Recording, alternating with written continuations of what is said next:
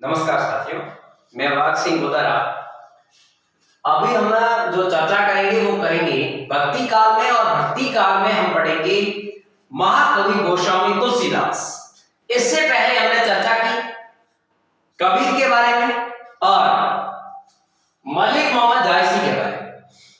अब ध्यान रखना, भक्ति काल और भक्ति काल में हमने दो भागों में बांटा इसको।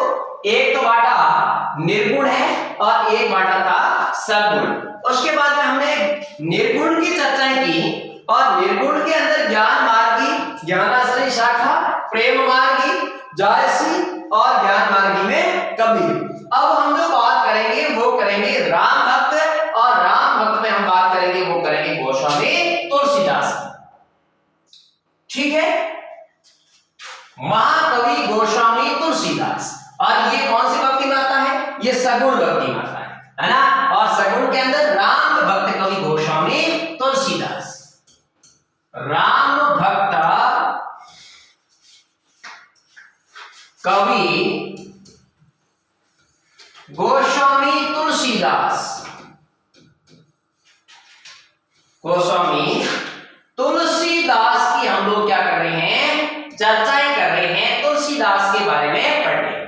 अब ये गोस्वामी तुलसीदास की अगर मैं बात करूं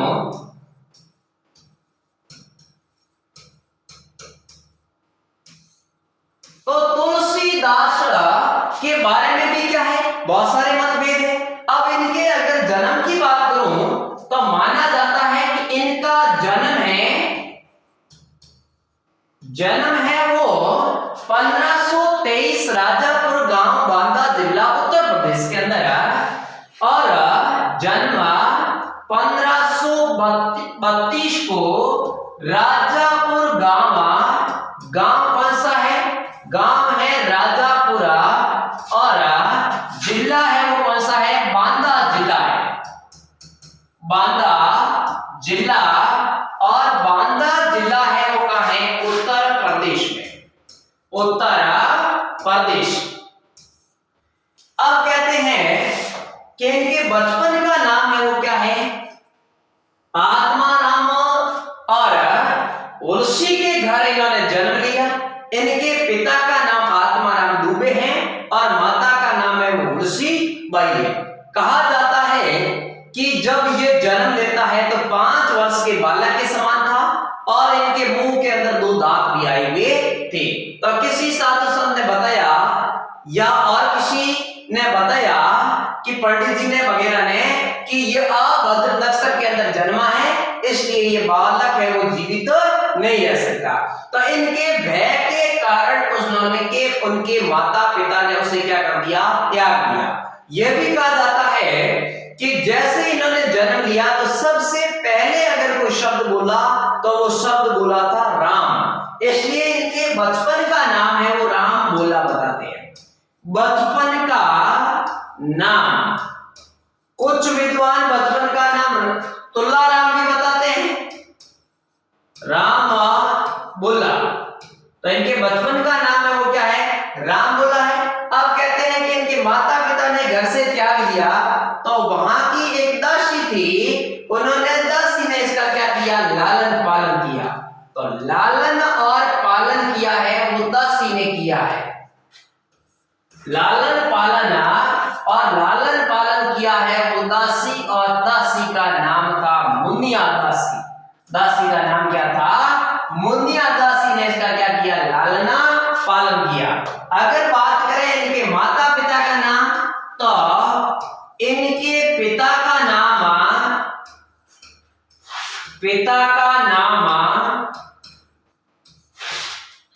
आत्माराम दुबे, आत्माराम दुबे। और इनकी अगर बात की जाए माता की तो माता का नाम हुलसी बाई। क्या नाम है? हुलसी बाई।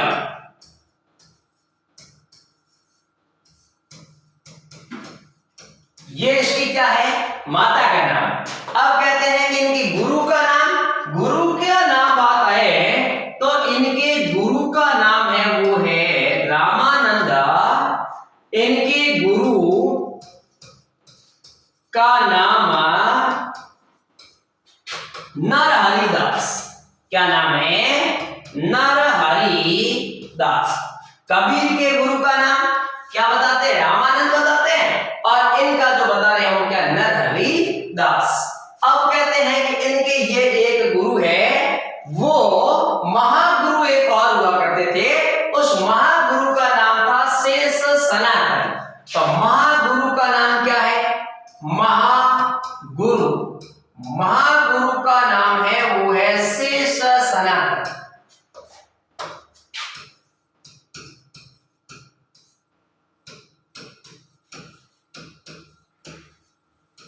अब ये कहते हैं कि गाय चरा रहे थे बाबा जी नरहरिदास, उनके पास में चला जाता है और उसके बाद में उनसे संस्कार सीखते हैं। और उसके बाद में एक गुरुजी आते हैं जिसका नाम है शेष सनातन है। और ये शेष सनातन महात्मा जी है, ये नरहरिदास से इस बालक को उधार मांग लेते हैं और ये लेके जाते हैं। इसलिए उनके गुरु का नाम है वो नरहरिदास था और महागुरु का नाम है वो क्या है? शेष सनातन।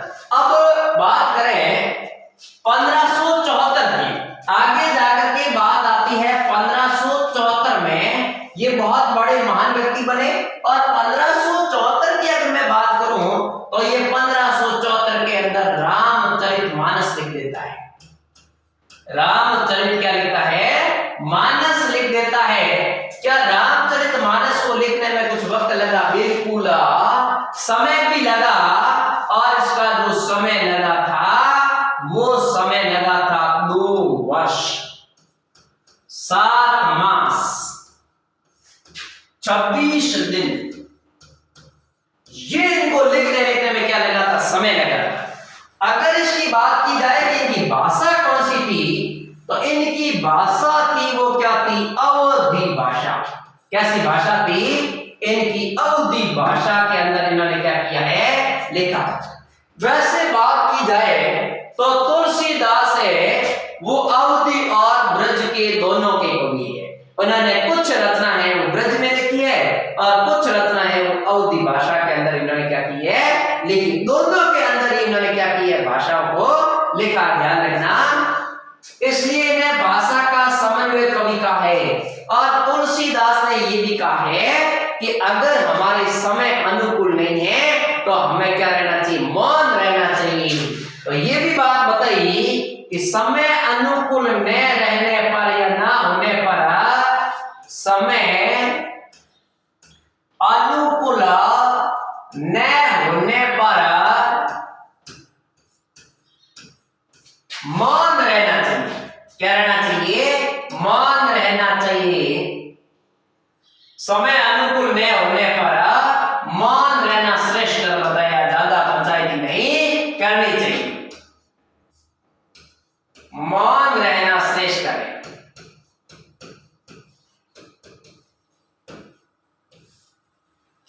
इसे अगर और क्या कहा जाता है कि क्या विशेषता है? इसे अनुप्रासों का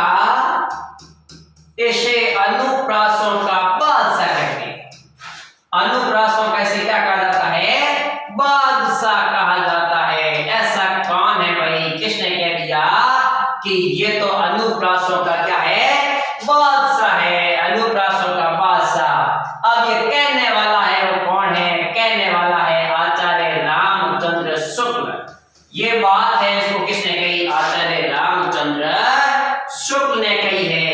अब आचार्य रामचंद्र शुक्ल को ऐसी क्या विशेषता लगी जिन्होंने ये कह दिया कि ये अनुप्रासों का बादशाह है? और ध्यान रखना, इन तुलसीदास के जो काव्य के अंदर सबसे ज्यादा कोई अलंकार आ रहा है तो वो आ रहा है अनुप्रास अलंकार।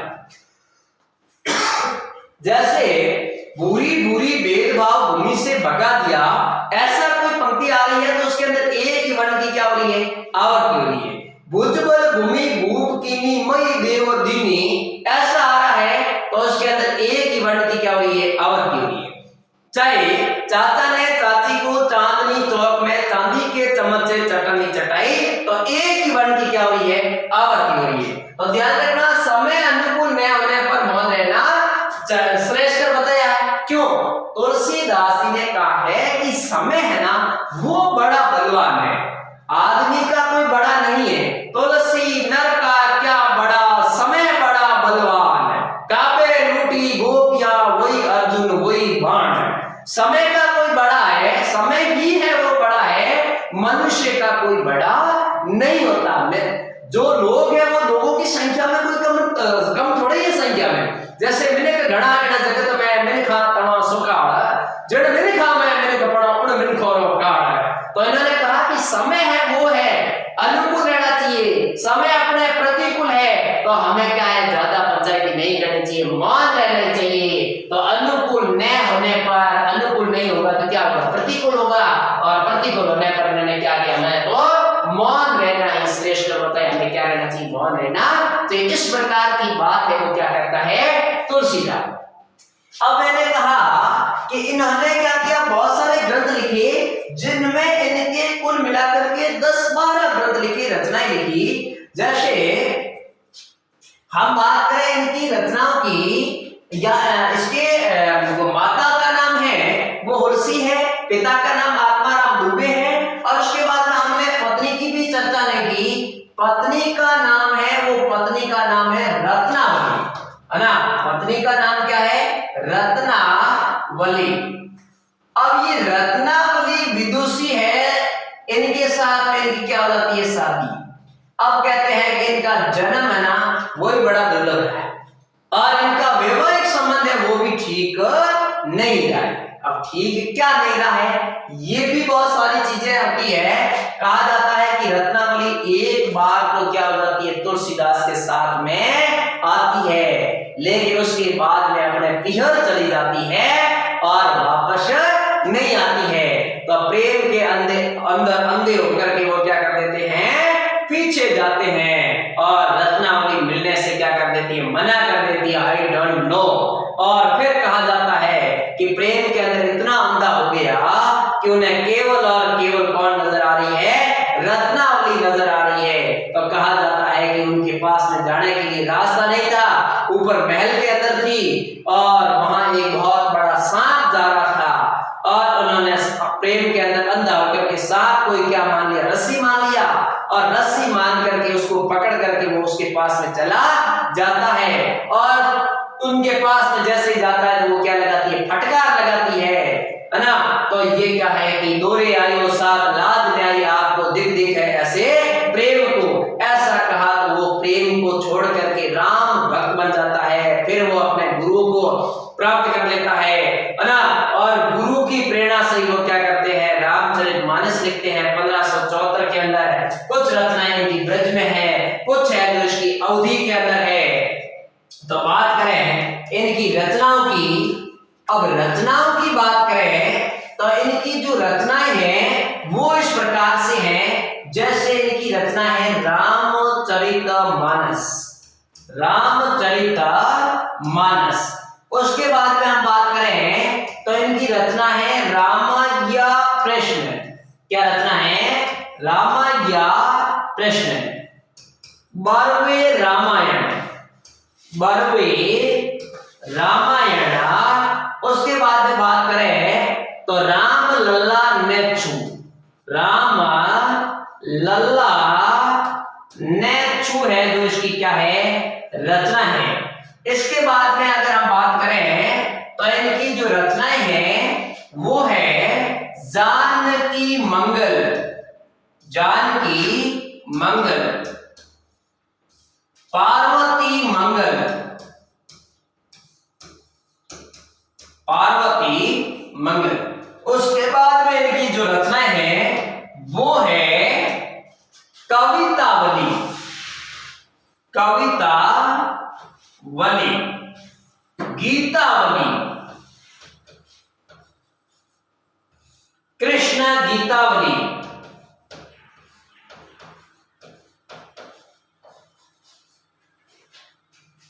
कृष्ण गीतावली। उसके बाद में इनकी रचना है वो है दोहावली। क्या रचना है, दोहावली। उसके बाद में इनकी रचना है वो रचना है विनय पत्रिका। क्या रचना है, विनय पत्रिका, वैराग्य संदीपनी, वैराग्य संदीपनी, ये इसकी क्या है रचना है, लगभग इसकी रचना की संख्या है वो क्या है 12 है। ठीक है, काउंट करते हैं।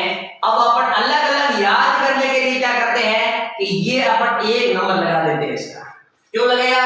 क्योंकि ये सारी राम राम के ऊपर है।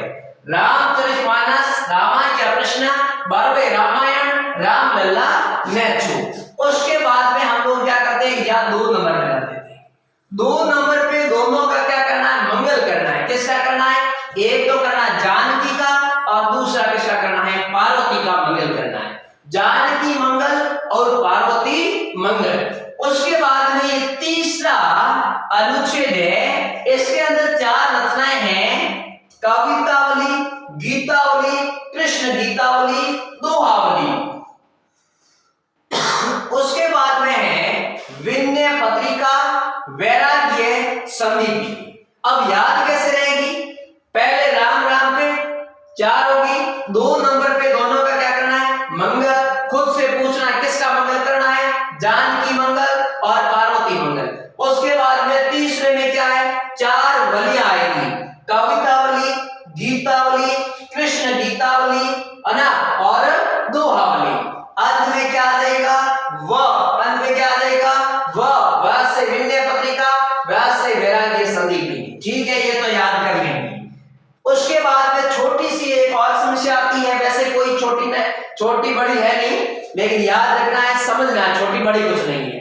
अब बात करें इनकी भाषा कौन सी है, तो आपको अगर इस प्रकार से इस रचनाओं को आप क्या करते हैं, याद करते हैं, इस रचनाओं को आप इस प्रकार से देखते हैं, तो आपको किसी भी प्रकार से कोई दिक्कत आने वाली नहीं है। अब इसकी भाषा की अगर बात करें तो इनकी जो भाषा है, इन राम राम वाले की जो भाषा है वो हो जाएगी अवधी भाषा।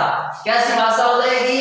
इनकी भाषा है वो हो जाएगी अवधी भाषा, अवधी भाषा। उसके बाद में अगर बात करें इन दोनों की भाषा कौन सी है, तो इन दोनों की भाषा भी क्या है, अवधी। ये लगातार ये याद हो गया। इसके बाद में बात करें कवितावली, गीतावली, दोहावली, इसकी जो भाषा है, इनकी भाषा है वो है ब्रज भाषा। कैसी भाषा है? ब्रज भाषा। इन दोनों की भाषा है वो भी कैसी भाषा है, ब्रज भाषा है। कैसी भाषा है? ब्रज भाषा है। तो इसके अंदर आपको भाषाओं से संबंधित किसी भी प्रकार की समस्या नहीं आनी चाहिए। ठीक है, इसके बाद में इनकी बात करें कांड की, तो इसके अंदर रामचरितमानस में कांडों की संख्या, रामचरितमानस और रामचरितमानस में कांड है वो कितने कांड है, रामचरितमानस में जो कांड है वो 7 कांड है में कांड, और ये कांड है वो क्या है, 7 कांड है। जैसे इस इनको भी क्रम से याद करना है। रचनाओं को अगर आप क्रम से याद नहीं करोगे तो कोई दिक्कत नहीं, लेकिन इनको आप क्रम से याद करना पड़ेगा।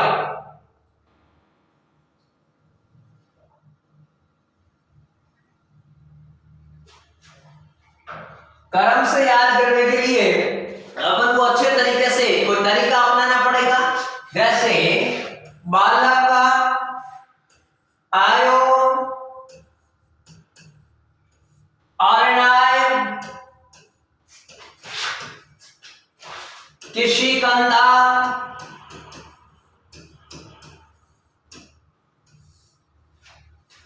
सुंदर लंका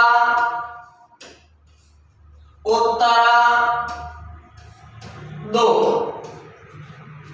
अब क्या करना है, अब ये कांड है, कांड का मतलब क्या है, पहला कांड है वो क्या है, बाल्य कांड है, बाल्य कांड।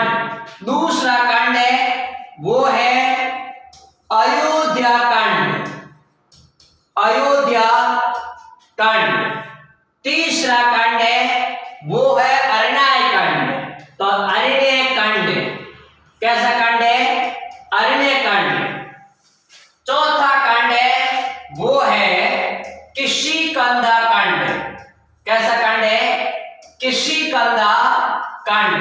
उसके बाद में पांचवा है वो है सुंदर कांड। कैसा कांड है? सुंदर कांड। छठा है वो कैसा है? लंका कांड। कैसा कांड हो जाएगा? लंका कांड। सातवां कांड हो जाएगा वो क्या हो जाएगा? उत्तराकांड। ठीक है, उत्तरकांड की अगर मैं बात करूं, अब ध्यान रखना, अब इसको याद करने का तरीका मैं आपको समझाता हूं। देखो, बालक आयो, बालक आयो, कहां आयो? अरण्य। साथ में कौन था? किशन। किशन कैसा है? सुंदर है। तो किसी ने कहा मैं क्या करूं, सुंदर है तो क्या लगा दो? लंका। अब लंका लगा देंगे तो घर वालों को क्या देना पड़ेगा? उत्तर। तो देखो, बालक आयो, अरण्य, किष्किंधा, सुंदर, लंका, उत्तर। ये इनके क्या है? कांडों की संख्या। ये इनकी क्या हो जाएगी? कांडों की संख्या हो जाएगी। अब इसके बाद में इनके अगर निधन की बात करें तो इनका निधन है वो 1623। 1623 को पास होने 23 को माना जाता है। और कहां? गंगा नदी के किनारे। कौन सी नदी के किनारे? गंगा नदी के किनारे माना जाता है। तो ये हमने बात किसकी की है? तुलसीदास की। तो प्रिय विद्यार्थियों, जुड़े रहिए, समझते रहिए।